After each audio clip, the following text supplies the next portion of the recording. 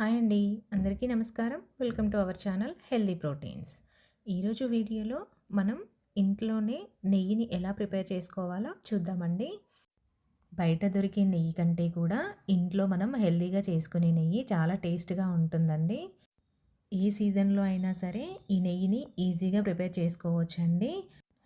ఇది స్టోర్ చేసుకోవడం కూడా చాలా ఈజీ అండి. ఇంత హెల్తీగా ఎలా ప్రిపేర్ చేసుకోవాలో ఈ వీడియోలో మనం చూసేద్దాం. నేను పాల మీద మీగడని 10-15 డేస్ వరకు ఫ్రీజర్లో స్టోర్ చేశానండి. మీరు పాల మీద మీగడతో కాకుండా పెరుగు మీద మీగడతో అయినా ఈజీగా చేసుకోవచ్చండి. నేను ఇది ఫ్రీజర్ నుంచి బయటికి తీసి ఒక 2 అవర్స్ వరకు రూమ్ టెంపరేచర్ వచ్చేంత వరకు కూడా ఇలా బయట పెట్టేసుకోవాలండి.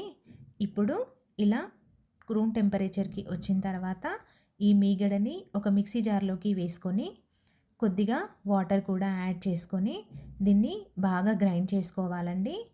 పైన వెన్న మనకి ముద్దలు ముద్దలుగా వచ్చేంత వరకు ఇలా గ్రైండ్ చేసుకోవాలి. చూసారు కదా, మనకి వెన్న ఇలా పైన ముద్దగా ఫామ్ అవుతుందండి. ఇప్పుడు ఇలా చేత్తో కొద్ది కొద్దిగా తీసుకుంటూ చిన్న చిన్న ఉండలుగా చేసుకోవాలండి. అందులో ఉన్న వాటర్నన్నీ తీసేసి ఇలా ముద్దగా ప్రిపేర్ చేసుకొని ఒక గిన్నెలో వేసుకోవాలండి. మీరు మీగడని ఇలా మిక్సీలో కాకుండా మీరు ఒక గిన్నెలో వేసుకొని కవ్వంతో చిలికినా కూడా ఇలా వెన్న వచ్చేస్తుందండి. ఇప్పుడు ఇలా వేసుకున్న వెన్న గిన్నెలోకి మళ్ళీ కొన్ని వాటర్ వేసుకొని ఒకసారి ఈ వెన్నని ఒకసారి కడిగేసుకొని మనం ఎందులో అయితే వేడి చేసుకుంటామో ఆ గిన్నెలోకి ట్రాన్స్ఫర్ చేసుకోవాలండి.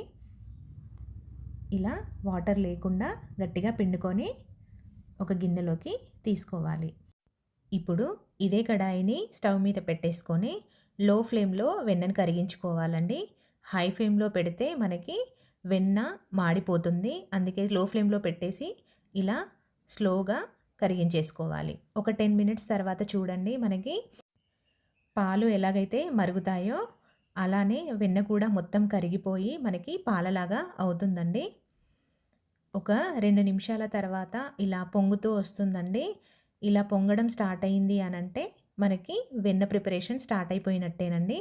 ఇలా అడుగు పట్టకుండా కలుపుతూనే ఉండాలండి. లేదంటే కింద వెన్న మాడిపోయి మనకి నెయ్యి అనేది కరెక్ట్గా రాదు. ఇలా చూడండి, మనకి పూస పూసగా విడిపోతూ ఉంటుందండి వెన్న. ఇలా విడిపోతున్నప్పుడు అడుగు పడుతుంది కాబట్టి అడుగున కలుపుకుంటూ మాడిపోకుండా చూసుకోవాలండి. ఇలా ఒక పావుగంట తర్వాత చూడండి, ఇలా మనకి కొంచెం బ్రౌనిష్గా అయిపోతుంది. వెన్న కింద మాడిపోయి ఈ కలర్ వెన్న వచ్చేసిందంటే మనకి నెయ్యి ప్రిపేర్ అయిపోయినట్టేనండి. చూడండి, మనకి నెయ్యి ప్రిపేర్ అయిపోయింది.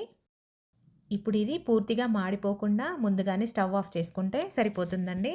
ఇలా పూర్తిగా చల్లారిన తర్వాత వెన్నని ఒక గ్లాస్ కంటైనర్లో స్టోర్ చేసుకోవాలండి.